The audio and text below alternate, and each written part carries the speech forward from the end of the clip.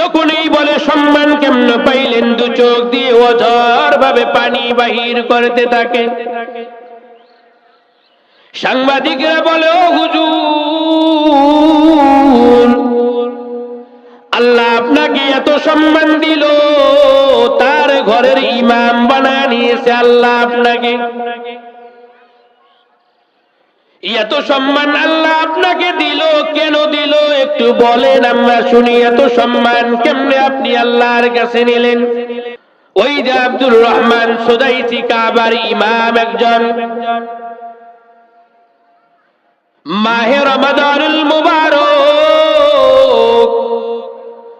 ৭০ লক্ষ কমপক্ষে মানুষ তার পেছনে তারাবির সালাতের মধ্যে দাঁড়িয়ে যায়। উনি যখন কোরআনের আয়াত তেলাওয়াত করে, মানুষ তো দূরের কথা, মনে হয় কেমন যেন কেবলমাত্র শুধুমাত্র কোরআন নাজিল হয়ে যাচ্ছে। আব্দুর রহমান সুদাইসি খতম হওয়ার পর প্রতি বছর এই সাংবাদিক তার সামনে এসে হাজির হয়ে যায়।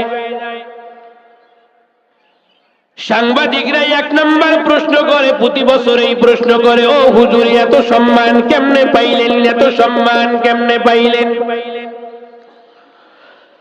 আব্দুর রহমান সুদাইসি যখনই বলে সম্মান কেমনে পাইলেন, দু চোখ দিয়ে অঝর ভাবে পানি বাহির করতে থাকে।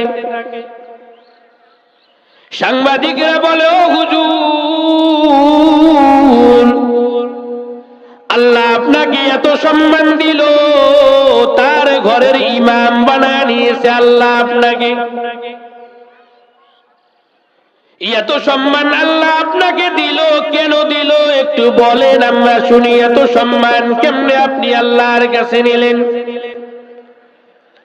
আব্দুর রহমান সুদাইস বলে, আমার যখন 9 বছর ছোট্ট শিশু আমি ছিলাম, আমার ভাই বোনদের মধ্যে সব থেকে ঘরের ছোট্ট সন্তান ছিলাম আমি, আব্দুর রহমান। আমার বাবা আমাকে ডাক দিয়ে বলছিল, ওরে আব্দুর রহমান,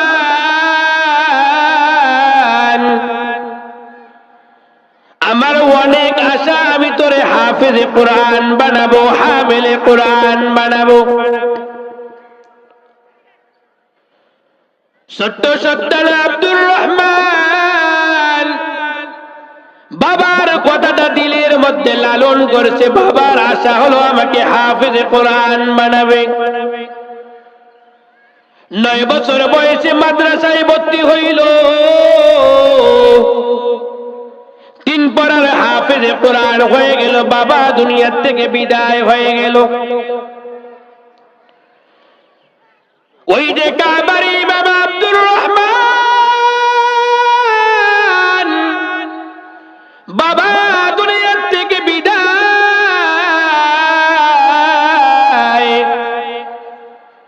মা আব্দুর রহমানকে ডাক দিয়ে বলে, রে সন্তান, তোর বাবা তোরে হাফেজে কোরআন হইতে বলছে।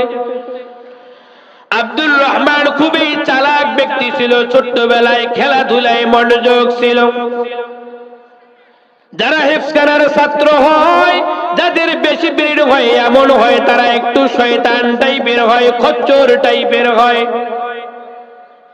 পড়া পড়তে চায় না। হঠাৎ করে একটু পরে 5 পৃষ্ঠা করে সবক দিয়ে দেয়। ব্রেন আল্লাহর দান, আল্লাহ দিয়ে দিয়েছে। আব্দুর রহমান সুদাইস মা বাবার ভক্ত, কেমন সন্তান ছিলেন একটু মন দিয়ে বুঝে নেন। আব্দুর রহমানের মা নীতি নিজেই চিন্তা করলো, আমার সন্তান তো হাফেজে কোরআন হয়ে গেল, যাই যাই একবার সন্তানটাকে নিয়ে বাইতুল্লাহ উমরা করার জন্য সন্তানকে নিয়ে যাই। ছোট্ট সন্তান আব্দুর রহমান কাবার গেলাম ধরার জন্য, মা ছোট্ট সন্তানের হাত ধরে যায়। কাবার সামনে গিয়ে দেখে লক্ষ লক্ষ মানুষ লাব্বাইক লাব্বাইকের আওয়াজ তুলছে। আব্দুর রহমানকে মা ডাক দিয়ে বলে, ওরে আব্দুর রহমান,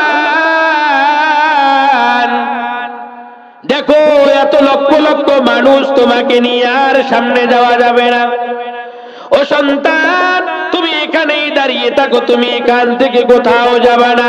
আল্লাহর বান্দি নিজের সন্তানকে রেখে বাইতুল্লাহ তাওয়াফ করার জন্য, গিলাফ ধরে ধরে সন্তানের জন্য দোয়া করার জন্য সামনে অগ্রগামী হলো। আব্দুর রহমান as-সুদাইস ছোট্ট সন্তান পাশেই দেখতেছে, কিছু সন্তান খেলতেছে। আব্দুর রহমান মায়ের কথা ভুলে গেল, ওই ছোট্ট সন্তানগুলোর সঙ্গে খেলার জন্য ছোট্ট সন্তানের সঙ্গে মিলিত হলো। আব্দুর রহমানের মা বাইতুল্লাহর গিলাফ ধরে ধরে আল্লাহকে ডাকে, আল্লাহ, ওই যে আমার সন্তান আব্দুর রহমানকে আমি নিয়ে আপনার দরবারে এসেছি।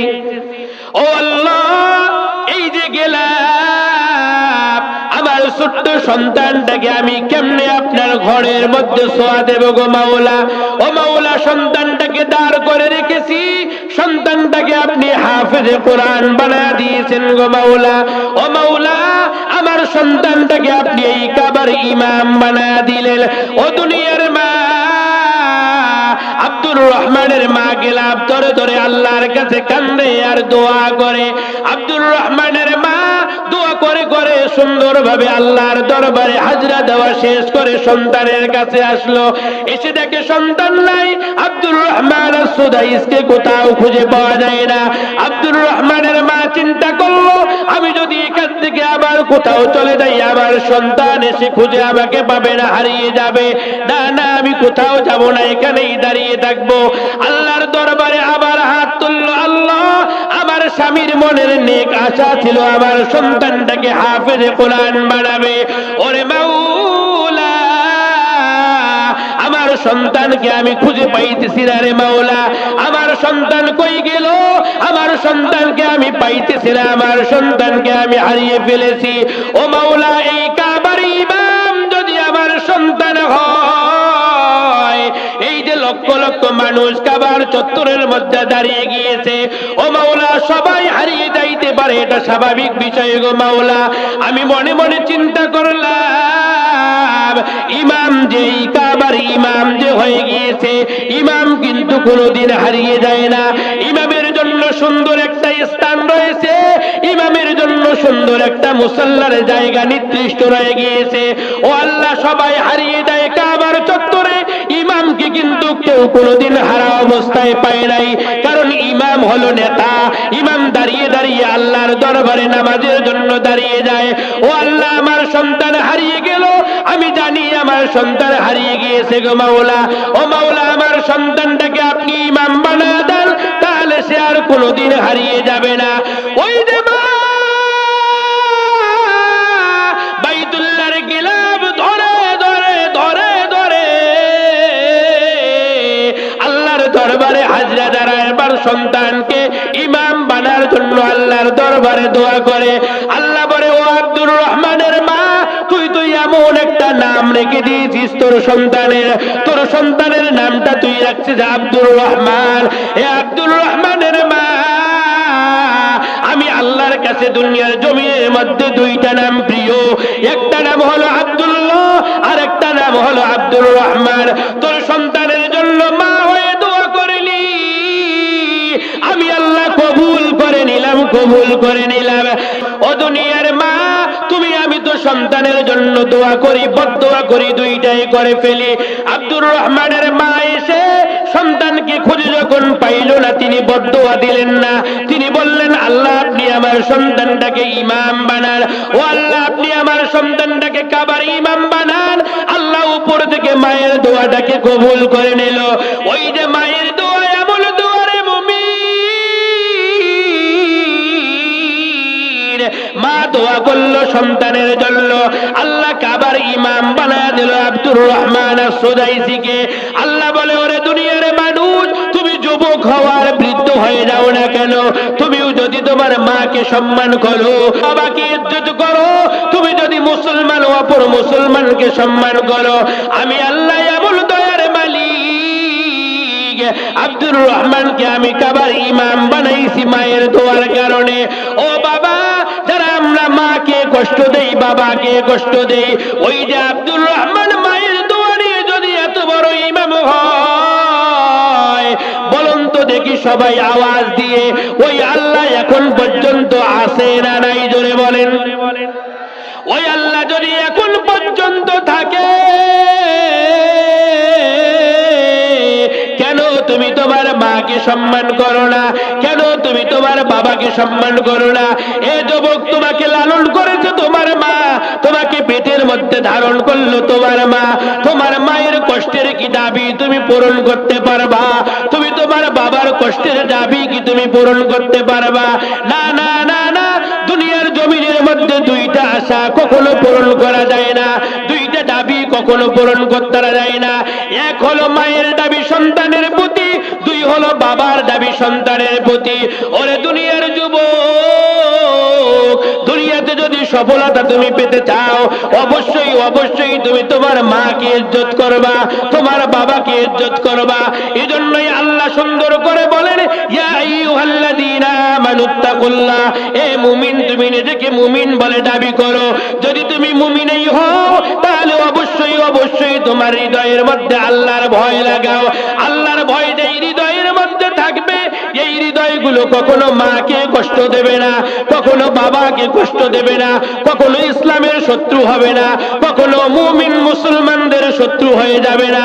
আল্লাহ বলে, ওরে দুনিয়ার মানুষ, তুমি নিজেকে মুসলমান বানানোর পূর্বে তুমি তাকওয়াওয়ালা মুসলমান হয়ে যাও। তোমার হৃদয়ের মধ্যে যদি আল্লাহর ভয় থাকে, তুমি যেমন এইভাবে দুনিয়ার মধ্যে থাকো না কেন, আল্লাহ তোমাকে সম্মান দিয়ে ভরপুর করে দেবে, ইজ্জত দিয়ে ভরপুর করে দেবে, গুনাহমুক্ত জীবন দিয়ে দিবে। কবরের মধ্যে যাইবা, কবরটাকে আল্লাহ জান্নাত বানায় দিবে। আল্লাহ রাব্বুল আলামিন সুন্দর করে এজন্যই বলে, মুমিন রে মুমিন, এ মুমিন, তুমি একটাই গুণ অবলম্বন করো, তাকওয়া তাকওয়া তাকওয়া। তুমি যদি তাকওয়ার গুণটা নিজের মধ্যে ধারণ করো, এই একটা গুণেই তোমাকে জান্নাতে পর্যন্ত পৌঁছে দিবে। একটা গুণ শুধু, আমি আল্লাহকে ভয় করি আর কাউকে ভয় করি না। আমি নামাজের মধ্যে দাঁড়াবো, আল্লাহর ভয়ের জন্যই আমি দাঁড়িয়ে গিয়েছি। আমি রোজা রেখেছি, আল্লাহর ভয়ের জন্য রোজা রাখতেছি। আমি মাকে সম্মান করতেছি, আল্লাহর ভয়ের জন্য সম্মান করতেছি। আমি বাবাকে সম্মান করতেছি, আল্লাহর ভয়ের জন্য সম্মান করতেছি। আপনি দেখবেন, এই একটা গুণ যদি আল্লাহ আমাদেরকে দান করে দেয়, অবশ্যই অবশ্যই আপনি যতটা সম্মান পাওয়ার যোগ্য নন, এর থেকেও কোটি কোটি বেশি সম্মান আল্লাহ আপনাকে আমাকে দান করবেন। সকলেই বলি আল্লাহুম্মা আমিন।